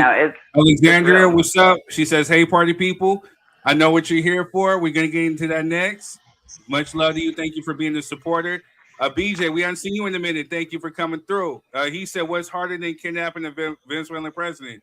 That's okay. Pastor Braxton? Yes. You got anything you want to add to this? And then I'm gonna get to adoration because she started the show. Yeah, no, I'm good. I'll wait for the next topic. I got you. I didn't hear enough. Adoration. Hey, BJ, you retarded. No, he's right. I know he's right. Adoration. You got anything you want to add? I mean, listen, I feel terrible for the victim's family, the neighbors. But I would say this has been happening to Black people. This happens to Black people. A Black man was shot on the December 31st. So hey, wait. Just I'm a two pick you. I don't mean to interrupt you, but I literally was just bringing that up right now. So RIP to Keith Porter. He was unalived December 31st, 2025 on New Year's Eve in Los Angeles by an off-duty ICE agent. So this is what Adoration is speaking on right now. Yeah. Okay, go ahead and continue. Wow, I didn't hear that. I'm just saying, like, because somebody sent me like a long thing, like, we're sending this around. A white woman was shot, and I'm like, I know the relevance of that. I know what that means by a white woman was shot. I know that means that it's coming up for everybody. But for me, a Black man getting shot is already the top of the news for me. So I'm sad. I'm broken. Yeah. I know what's happening, but I'm not impressed, if that's the word to use. I'm not moved in a different way. I just know that it means that we've gone to another level. But for my people, we kill every day. So it's not of more significance to me why the president has to be up there trying to defend himself. Where's the defense for this Black guy? You don't need defense to kill us. It's just like whatever, just next. Right. So, it almost pisses me off. But I told my friend straight up, a white woman died, so I understand the outrage. I hear you. I didn't take it that way. But go ahead, yeah. So that's how I honestly feel. And when I first saw it, of course, I'm focused on the victim, this and that. But after seeing people's selective outrage about it, Republicans' selective defense about it, like, where's your defense for the Black man? Does that matter to you? It doesn't matter. Yeah. To be fair to Adoration, the story is not being published anywhere. So no. It's just a social media. I didn't see the story. I didn't see the story till y'all just showed me. And that's the point. That's the point. Yeah, and most definitely, I get it. One of her neighbors was a physician. He was on site after she got shot. He said, "Hey, hands up! I'm a physician. Let me check her pulse." They were standing around her vehicle with army weapons, like she was some kind of weapon of mass destruction. They killers for real. Get back. He's like, "Listen, they some real killers." They sat there and made sure she died. Right. So, but like I said, this is our normal. So for me, they're just seeing what our normal is like. And I understand it's more outrageous and I do understand that means that the country's going to another level of, whatever you want to call it. But this has been why do you think I'm outside the U.S.? I don't live there. I haven't lived there since I was 11 for a reason. My father, who was a multi-millionaire real estate owner, everybody in the neighborhood knew him, got stopped by 12 cops. 12. Guns drawn. He had 5 kids at home at the time. Right down the street from his own residential home, he was going to another one of his homes. What do you have? What are you doing? He's like, what's in your pocket? He was like, a pen. Full suit. I'm a businessman. He had to wear a suit during the day just to make sure people knew I'm a businessman. Right. This was my reality. So that's why I don't live there. So for me, I hear you. Okay. I'm not happy, but I'm sad. But still, it's like another one. For me, it's another one. Yeah. R.I.P. to your father. You know what I'm saying? And, at the end of the day, I know this is going to, at the end of the day, you know what I'm saying? She's a woman of a different hue. She's a woman of a different sexual orientation. So I know this is going to definitely maybe, like, I'm going to steal this from you, Quest. Maybe change some legislation. You know what I'm saying? Maybe we can get some laws passed. Exactly. You know what I'm saying? So, but at the end of the day, R.I.P., you know what I'm saying, to Renee Nicole Good, regardless of whatever, she's still a woman. Yeah. She's still a person. She's still an American citizen that did not deserve what happened. But, I want the people out there watching to understand this is something that we've talked about before. And I want to say this has been our reality since then. You know what I mean? Yeah. Since we've been telling you about it. the Trayvons, the Sean Bells, the Michael Browns, the Philando Castiles, you know what I'm saying, Sandra Bland's. We've been telling you this. Now you're seeing it in real time that, hey, it's just as much as it can happen to us, it can happen to you. Yes, it You can. know, so we definitely need to make sure we change some laws, and we need to get some things passed. So RIP to her, you know what I'm saying? And yeah, man, it's a sad situation, but we will be back. Pastor Braxton, forgive me for doing this. Well, actually, no, I'll play a little bit of Quez's. I was gonna do the Uncle Nearest ad, you know what I'm saying? I only do it because it's a black-owned business, you know what I'm saying? So I'm trying to support. But we'll be right back.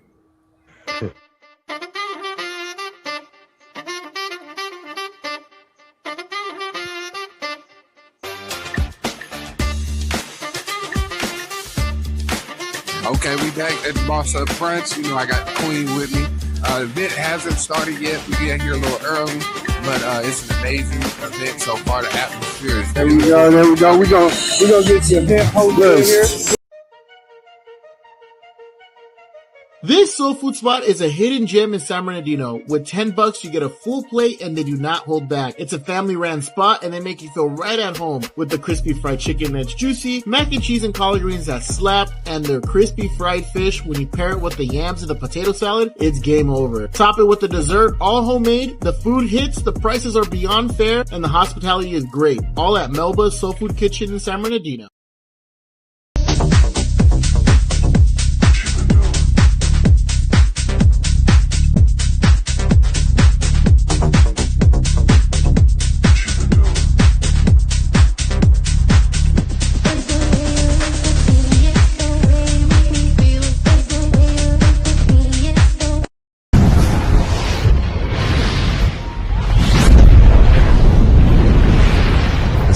Deal is so cheap, it's practically stealing airtime.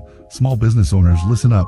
For just $25, yes, $25, you can get your brand featured on the Drop Your 3 Cents podcast. Here's what you get. 4 video ads running for 4 consecutive weeks, plus a full 30-minute interview to tell your brand's story and connect with new customers. Don't miss this opportunity to amplify your voice and grow your business. Drop your 3 cents with us today. All right, y'all, we are back. Thank you for being patient. All right, y'all. Connie, there you go. So we are back. All right, y'all. Pastor Braxton, we want to thank you for joining us. We have a special guest. Please make sure you guys are hitting the like, share, and subscribe button. Make sure you share this on with your feed. Make sure you're texting people to get in, because this has been a hot topic. That Osider, I still don't even know who you are, bro. You got to turn on your camera. You know what I'm saying? But much love to you, wherever Trey. you are. Yeah, that's Trey. Okay. He know the rules. Camera. All right, but yo, this has been a hot topic on my page. You know what I'm saying? Pastor Jamal Bryant has been making headlines in news where his wife, they went to an NAACP fundraiser event. You know what I'm saying? She wore a dress, and people got up in arms about it. You know what I'm saying? And whatever. And he responded back. So we got the clip of him actually responding back right now. Back. Dang it. Here we go, right here. The other day, the internet went crazy about a dress my wife had on. Now, they didn't say anything about the $4 million that was raised for the United Negro College Fund. They never mentioned that she prayed until heaven came down. But insecure, jealous, petty, small-minded people got in their feelings and set up a false barometer of holiness based off of a dress. The dress was not see-through. The dress was flesh color. I need to set the record straight. I bought the dress. And I like it. I don't care whether you like it or not. She ain't married to y'all. She married to me. If you wanted a first lady that looked like Little House on the Prairie, And Holly Hobby, you got the wrong church. I wanted a wife I would rush home to, that I wanted to be excited to see. When we walked in there, I said, shake it fast, watch yourself. Whoa, whoa. There you go. Lord, Lord, and Lord. In there, you know what I'm saying? Now, hold on now. Hold on now. I think you froze. I'm here. No, you good. I thought you were frozen. He was frozen in heart. Yeah. So let me just go ahead and link this off first. You know what I'm saying? Like, as a man who will stand by his woman, I don't see anything wrong with what he said, besides the fact that he quoted Mystical. You know what I'm saying? Right. Like, the Mystical got his own little troubles right now. You know what I'm saying? Like, I think that's the problem. But other than that, you know what I'm saying? Like, I mean, hey, it is what it is. He didn't say nothing wrong. He's supposed to stick up for his wife. He's supposed to feel that way for his wife, and I don't see that there was anything wrong with that. But again, panel, and we're gonna again drop your 3 cents. I don't think we'll get to the Trump Venezuelan thing, but I want to know what you guys thought. Was that an appropriate dress for a first lady to wear? Pastor Braxton, we're gonna hold your thoughts. We're gonna let the panel answer, and then we'll get to you. So you can go ahead and drop the mic. But hold up. Scenario says, ain't that wrong with his first lady dress? Agreed. Right, okay. So we'll start with who wants to take it first? I'll take it first. I go first. Yeah, I'm either going last or first. Go ahead, ladies first. All right. She has a spectacular figure, and that dress on her body, wow. So, is it for the church? I mean, the church that I remember, no. But that's his church. That's his wife. And if that's how he wants her to represent him, then, power to the people. Yeah. I agree with some of it, but I don't agree with all of it. Like, I don't know. It's like, what are we really doing here? Are we here to like get saints? Are we really to turn souls? What do we focus on our time on? And as a pastor now, it's a little bit more serious with a pastor than it is just a regular old congregation member. So it's lead by example. That's my thing. And of course you want to see your girl looking good. Yeah, I want to see my baby, step out looking nice and pretty, sexy for me, But sometimes you got to keep that out of other men's eyes, because other men get to lurking. They get to looking at your woman. I hear what you're saying. I hear what you're saying on that. Yeah. So you just got. I think it's a time and a place for everything. And certain places just ain't the right time. So and you defended it very well. Everybody I want to see my girl look good. But I don't want to be looking good around all these other guys. Too tough. She was tough in that dress, boy. Woo, she was tough in that dress. So and you don't want to be. That's like harboring something in your church. You're harboring people with anger and like lust, and you building up stuff in your own pulpit. I wouldn't even. That's why I was raised. I'm 46, so I'm a little older. I ain't no rookie. So I just think it's how you do things. You know what I mean? It's ways how you do things. It's a cool dress, though. It's a cool dress. It's a beautiful dress. Very beautiful. Hold on one second. We got Alexandria. Shout out to you. You always hold it down. I asked the actual first lady this question, and she said that it was inappropriate. She said the focus of pastors are to bring folks to Christ. The focus should be on God and not you. It doesn't matter the venue. I hear what you're saying. Cheryl says, I cannot respect a man who would put that out there. And Sis say that's his wife. And then Scenario says, don't blame that woman on her figure. If she was different skin tone or smaller, it would have not been an issue. It's not fair. I hear what you're saying. Jess, what are your thoughts? I didn't see a problem with dress. It does not matter the venue. I do believe that. But It was the NAACP Awards. Is that No, correct? and Or then an event? NAACP fundraiser. Okay, so it wasn't even at a church function, and y'all crying and hollering about it. It's kind of crazy, you know. The dress, I believe, was appropriate for the event. She is supposed to be covered up in like turtleneck, scarf, you know, a jacket. Nobody sees anything. Yeah, she has pictures, you know what I mean? But come on now, you should not be in no way going to NAACP. That's the Mumu? No, I'm Oh. just saying she shouldn't be in Oh, one. okay. Got you. Rob, what are your 3 cents? I think people are overreacting because they probably can't fit that dress. I mean, that's a red carpet dress, Doug. We see, I see way more or less on way lesser occasions. So to me, I'm like, for him, hey, he loving his wife. He love how his wife look. He want her to look good. That's his thing. That's his wife. You know, I mean, y'all can look, but don't touch. That's whatever. That's fine. He At wants what to cost cost? what he got. At what cost? I don't know. Right? Cost At what someone cost else's here? opinion. Yes, sir. I mean, I don't see it costing him anything. Wait, Yeah. hold up. Jess has to wait. So no matter what a woman wears, a man will look. There Just you go. saying. Yeah. And adoration Very says, true. there you go, girl. No, There it's you really go. true though. Like it's really true. Very much Yeah, I be looking. Honest. Regardless of what they're wearing, I'm always like, oh. Hey, hold on. Cheryl says, then Jess, I would question how they trying to raise money. You know what I'm saying? And then the scenario says, at what cost? I'm not sure what you're referring to, my brother. That's why we need to have you on this panel.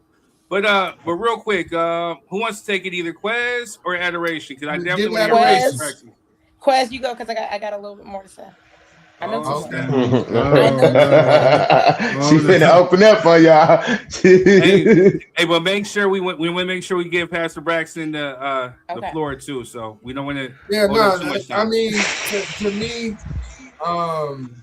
I didn't personally see anything wrong with the dress, especially outside of a church venue.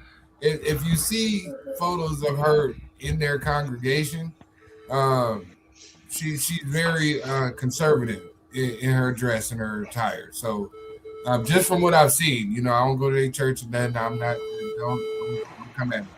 But I think context matters.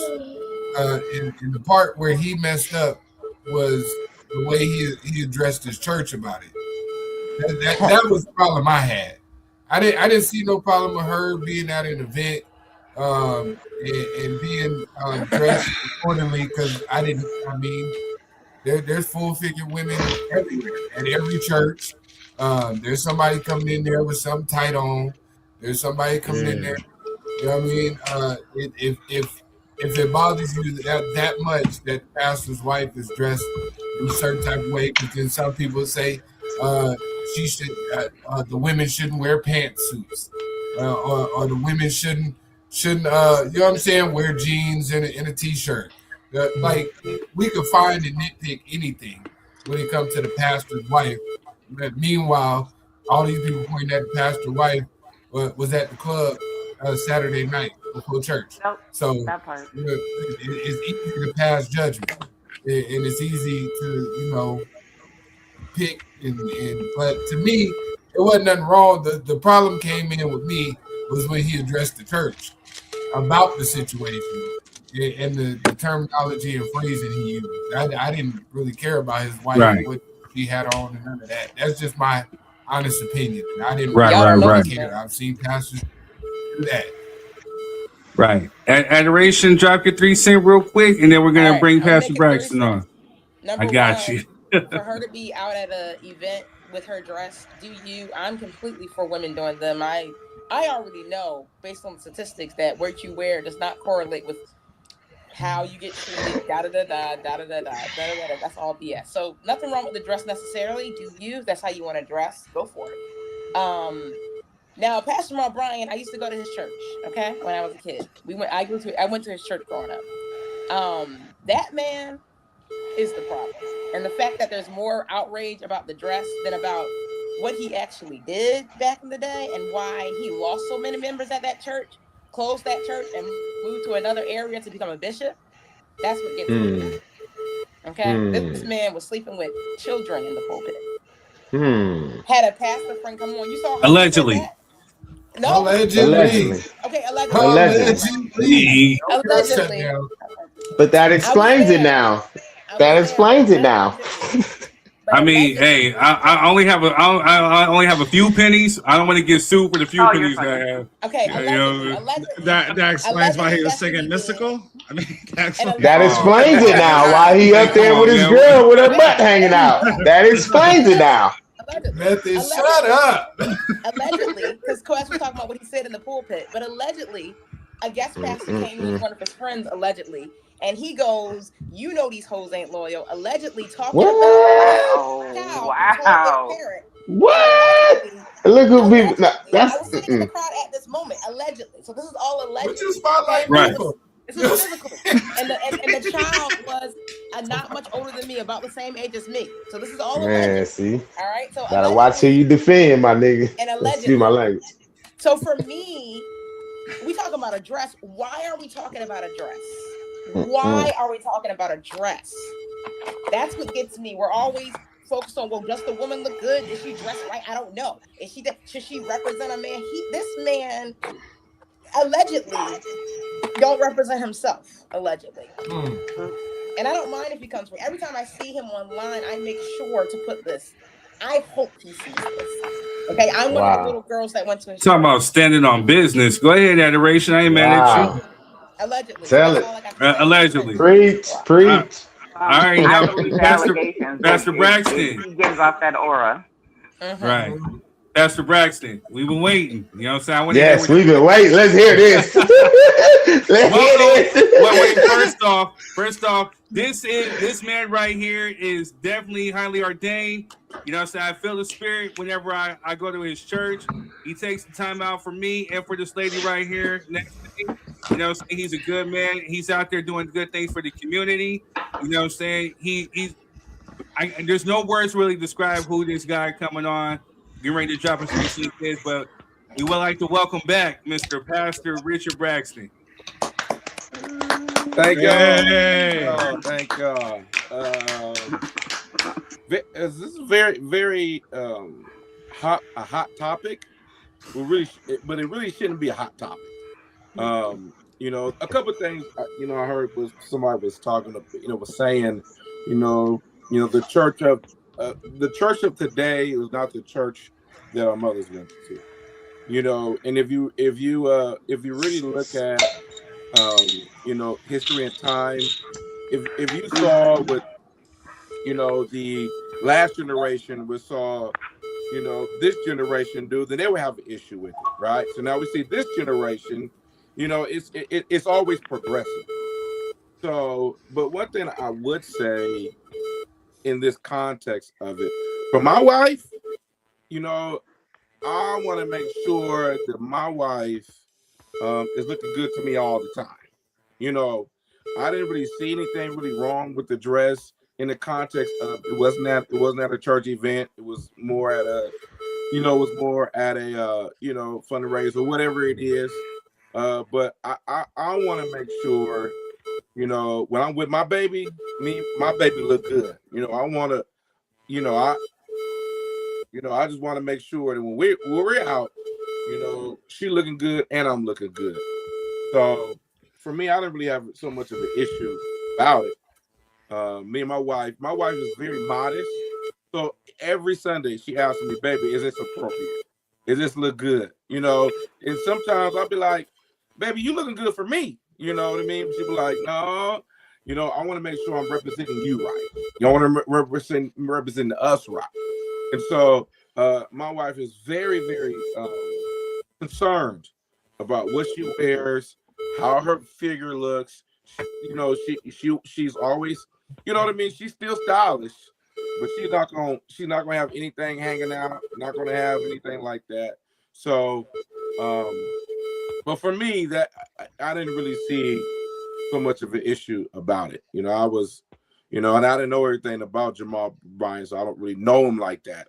But, you know, from the perspective of a pastor slash first lady and what we wear, you know, that's between that pastor and the first lady. In the context of making sure that you are always representing Christ in the right way, you know, that's also a thing that we always do. So we always want to make sure that we are being an example in everything that we do, because you just never know how that can draw somebody away. We want to make sure we're drawing people in. But again, you know, I like my wife looking good. I don't like my wife looking like an old lady. You know what I mean? So I want my wife to look beautiful to me at all times. So again, you know, you had different cultures, you had different times. So again, somebody was talking about, there was a time where women shouldn't even wear makeup, you know, in a church. And so that was a big issue. You know, women shouldn't wear, pants in the church. That was the issue at a time. So there's always going to be different people's opinions of what somebody should wear or what somebody not wear. But I think at the end of the day, you know, we should be in the place where we are drawing people into the body of Christ, not betraying what the world would look like or world would say. But, you know, so that's my intake on it. How do you feel what his response was? Like when he went off. Yeah, he went off a little bit too hard. You know, I wouldn't go off. I would definitely talk about it. But you know, in that context of it, you want to stay away from worldly sayings and mysticals and all that good stuff. Stay away from that. You know what I mean? Deal with the issue. You know what I mean?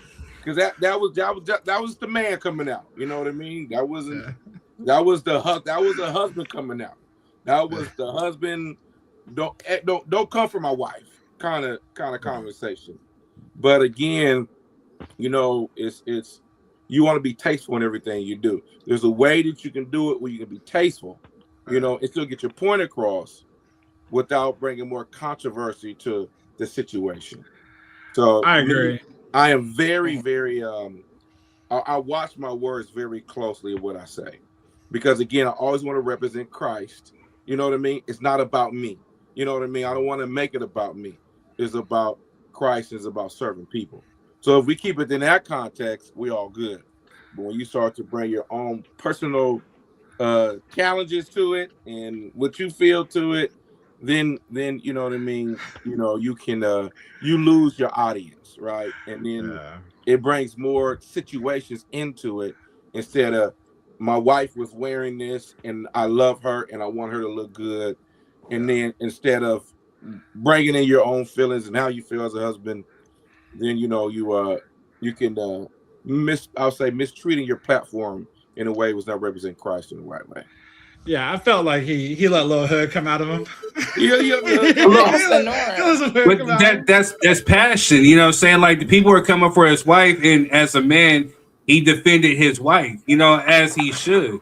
You know, so Pastor Braxton, my question would be, because we touched on it before previously when we were talking about a religious trauma. But can you go a little bit more or explain the relationship or the difference between a relationship and religious rules between that's a good way. What we saw is religion. You know what I mean?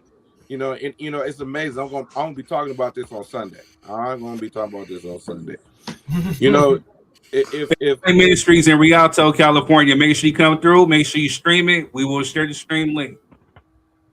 You know, I'm talking about this. We're talking about religion and the relationship. You know, I would say as a church, if we're more focusing on what a woman is wearing, then bringing people to Christ, loving on people, like praying for people. Like, we really got some demonic situations going on throughout the whole entire world with within America. You know what I mean? As the body, we got so much of a different focus than worrying about what somebody's wearing at occasion. You know, so but the difference between that's just religion, man. Religion Always focus on what you're doing on the outside, right? Christ is relational. He's focused on what's going on in the inside. So, you know what I mean? You know, we can't portray what somebody's character is based on what's going on the outside. You got to portray their relationship, what's going on the inside. And so, you know, but what we see is religious. That's just so religion. Nothing to do biblically. You know, nothing Bible, just straight religion, you know, which when that gets in the way, it messes everything up. We should be focusing on our relationship. You know what I mean? In a relationship, you know, we are building people up. You know what I mean? We are loving people in. And I'm going ham on Sunday, you know, because I was very challenged with like, dang, like this is what this all we can talk about. You know, Yes. Then it was another pastor who went off on him. You know, now pastors based on what you wearing. You know, it's very challenging when we allow religion gets in the way instead of just relationship. So can I add some contrast to this, because we're on one side of the spectrum, right? But there was clear examples in the text of the undesirables, right? That, you know, through the path of Jesus, that he went and talked to, that religion told him to stay away from. You dig? So like we talking about how extravagant her dress is, or how, you know what I'm saying, form fitting or whatever. But if you can judge her on that, are we then judging the people who come to church dressed down, or you know what I'm saying, the poverty stricken people, the homeless individual that you walk right past, they cut at the Quick Trip and didn't drop nothing in? Now, I ain't no pastor. I'm just, you know, trying to add contrast because everybody's so judgmental in regards to this topic.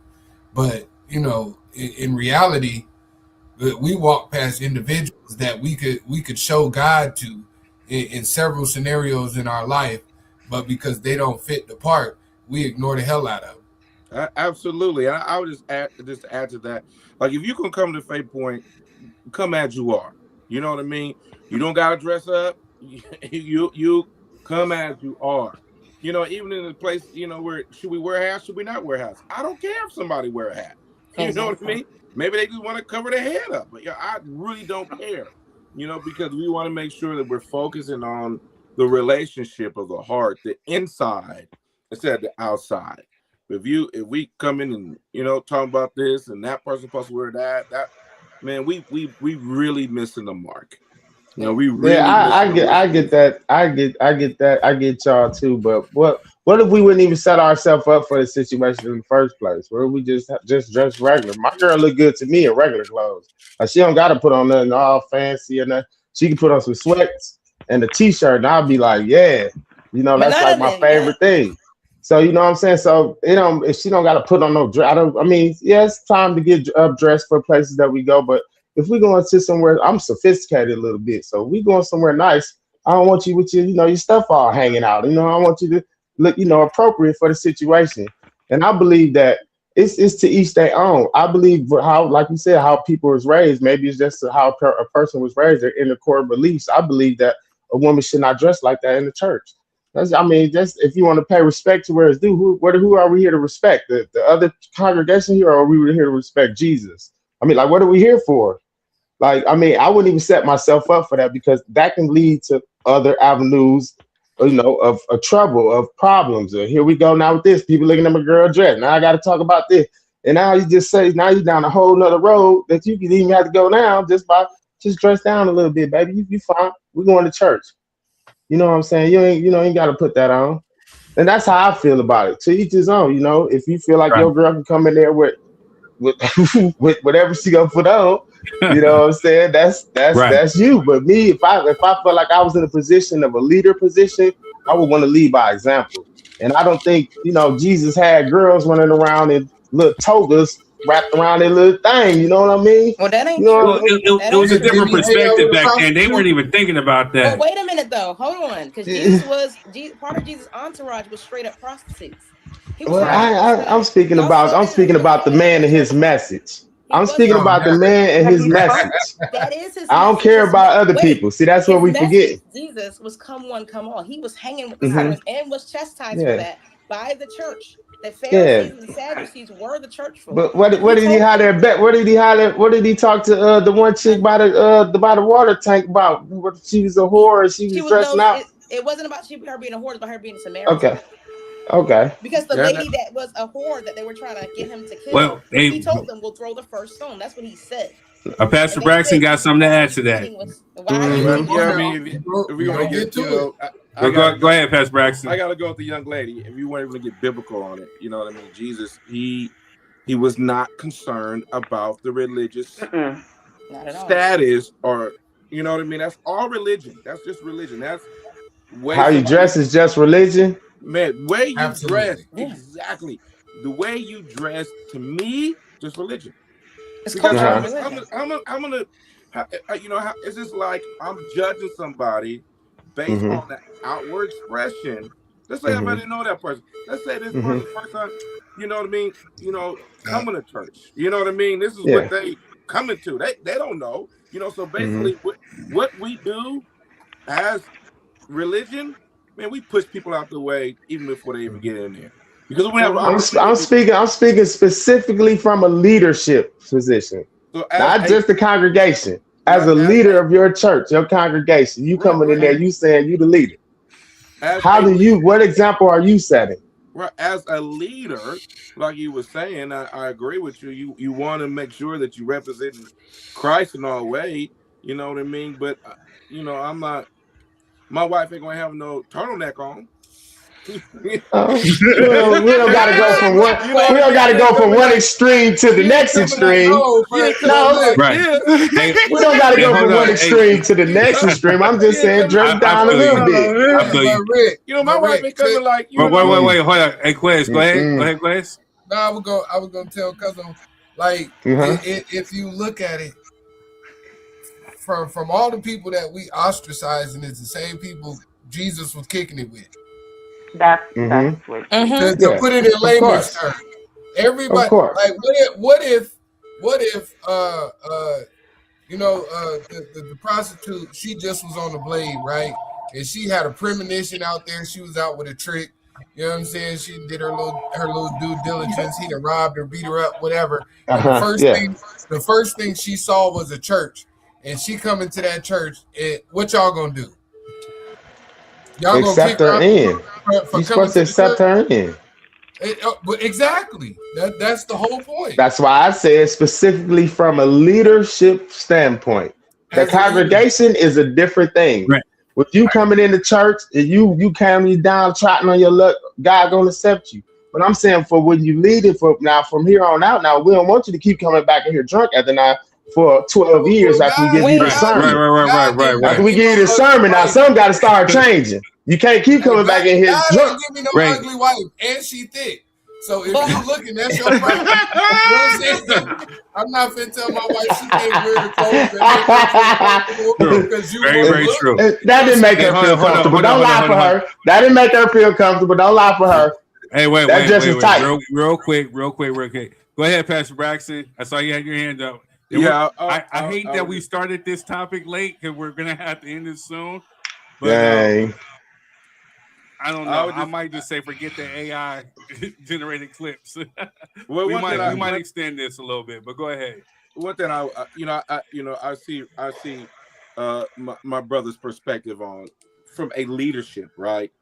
From a leadership perspective, you know what I mean? You always want to make sure that you are representing, you representing, in a correct way, So I can agree with that. I don't want what I do cause somebody else to sin. So I can definitely see that viewpoint. You know what I mean? Yes, sir. But again, it's we got to look at the context of what it was. It was not a church event. It was outside of the local church. Now, if she wore that at the church, then it's a different perspective, right?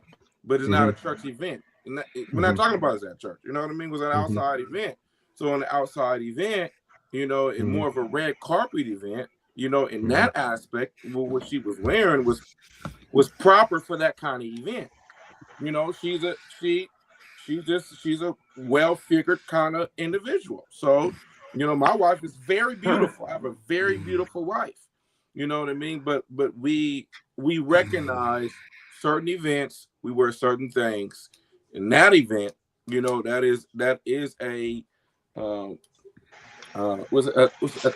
black tie event. So in the black tie event, you wear those kind of you wear that kind of dress, or you wear that it's that kind of event. It's a black tie event. So when you wear black tie events, you'll see those ball kind of gowns, dresses. So right. Hey, hold up, real quick. Alexander says no one is asking her to wear a bed sheet, but she could certainly wear something that isn't so form-fitting. She knows she's curvy and is clearly accentuating those curves. Women know what they be doing, and the church is not the place to put the wagon on display. You went totally old school with that one. Hold up.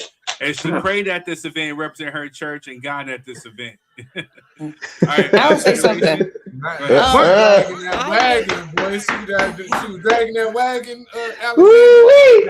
No, I'm just gonna say this though, because I think Pastor Braxton brought up religious trauma, and I think every black girl can relate to this, especially in an America that already doesn't like you. Black girls are sexualized their entire lives.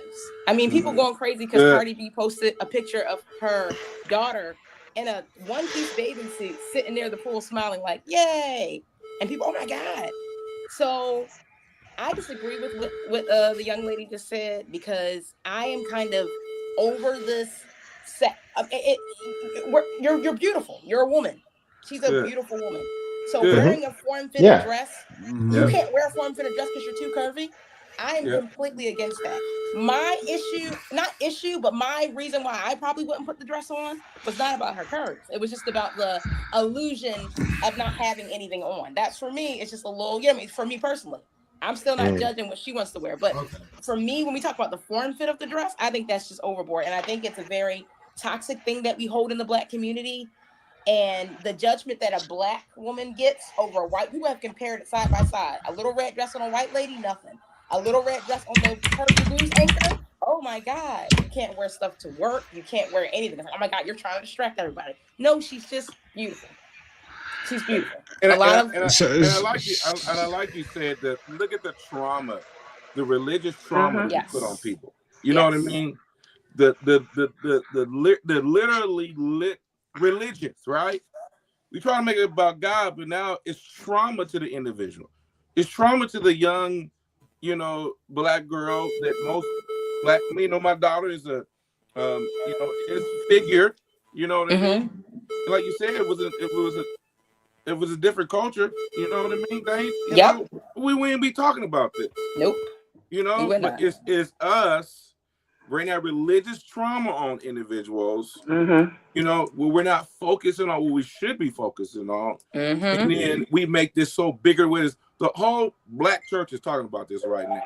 Well, we should be praying against what's going on in America. We should be trying to come and get, really really we got a lot focus. Like, this is just a distraction. It's a delusion of what's really going on.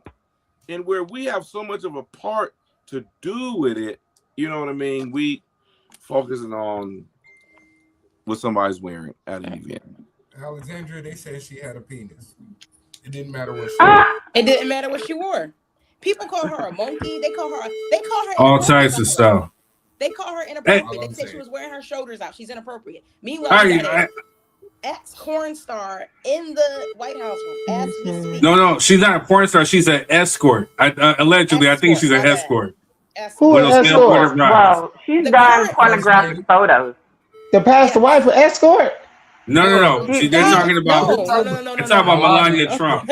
Oh snap! I'm like, what? I'm sorry.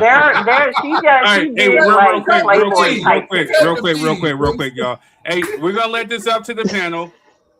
Should we end this or should we let it continue for a little while longer? We ain't gonna go too I gotta long. go. I gotta You go. gotta go? I gotta here. go. It's up to you, Third. You gotta do the work. I think we had a great discussion. If we're gonna do something, man, I think we should do a part 2 because I think this and all right, let's I want to be involved.